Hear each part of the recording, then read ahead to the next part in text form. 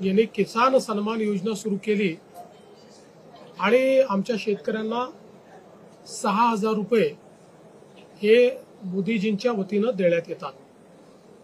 महाराष्ट्रामध्ये महायुतीच्या सरकारने देखील नमो शेतकरी महासन्मान योजना सुरू केली आणि या योजनेत आम्ही निर्णय घेतला की केंद्र सरकारच्या 6,000 रुपयांसोबत महाराष्ट्र सरकार देखील त्याच लाभार्थ्यांना शेतकऱ्यांना 6,000 रुपये देईल, म्हणजे महाराष्ट्रातल्या शेतकऱ्यांना एकूण 12,000 रुपये त्या ठिकाणी मिळतील।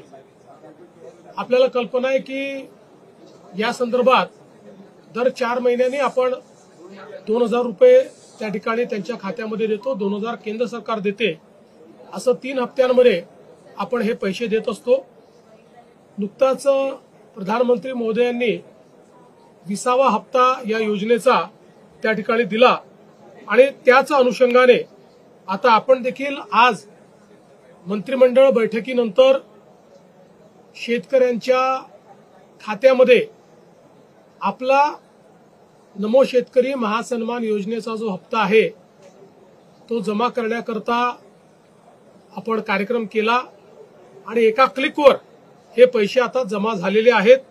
जवळपास 91,65,156 एवढ्या शेतकऱ्यांच्या 91,65,156 शेतकऱ्यांच्या खात्यामध्ये जवळपास 1892 कोटी आणि 61 लाख 1892 कोटी आणि 61 लाख रुपये हे आपण आज जमा केलेले आहेत।